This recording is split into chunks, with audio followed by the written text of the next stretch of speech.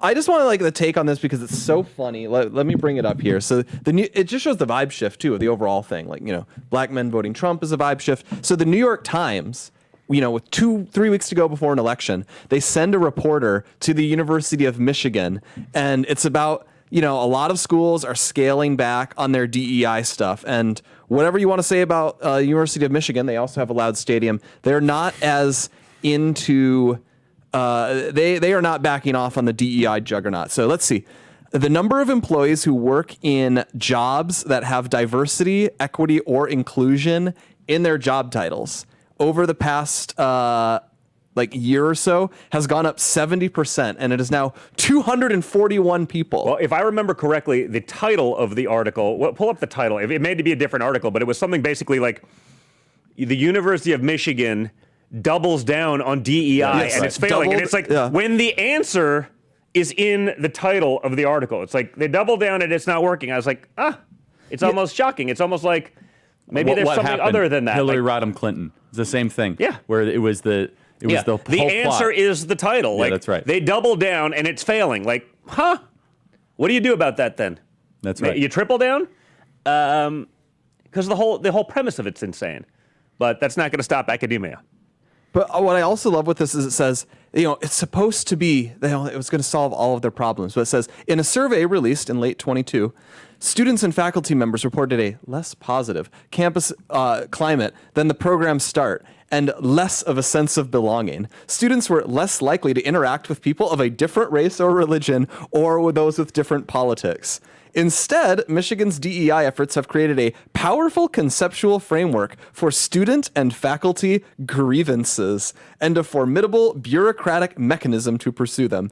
Every day, campus complaints and academic disagreements, professors and students told me, were now cast as crises of inclusion and harm, each demanding further administrative intervention or expansion.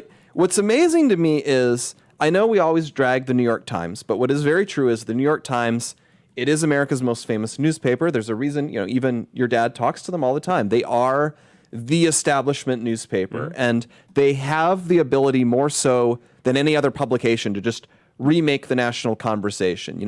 Conservatives, complained about porn for ages, and then when Nick Kristof did one op-ed going after MindGeek, suddenly you started getting laws passed against it. And what you have here is the New York Times is saying, a lot of places are going back on DEI, but, University of Michigan isn't. And by the way, it's a huge disaster and is going horribly wrong. And so what is the message that the New York Times is putting out when they write that? And what are they kind of legitimizing for, your New York Times centrist to think? They're saying, okay, actually, 2020 was a bit much. This whole nominating Kamala thing was a bit much. Maybe we actually need to go back to the whole merit thing, or we're going to lose to the conservatives. They're going to beat us really bad. And I think that is the message they are communicating. And it's very, very promising that they're sending that message not even a month before a presidential election. Listen, I don't find them to be all that self-aware, but it's nice when they actually start doing it because, it's so obvious, but you need both sides to play along. Academia is obviously so slanted that way that they'll keep pushing it, but the whole premise of it is designed to fail for anyone who has sort of, let's call it, above single-digit IQ. Of course that's going to be a problem. Of course it's going to create grievance because the whole notion of it is about grievance, and that doesn't work. It's not going to work in the long run. It's not going to promote efficiencies, and it's not going to promote success. And so, this started all with Obama, and they've created this divisiveness that I think we'd love to eliminate. And I think we're seeing that because now it's gotten so bad. It's sort of like addiction, right? Sometimes you got to hit rock bottom before you can ever come out of it.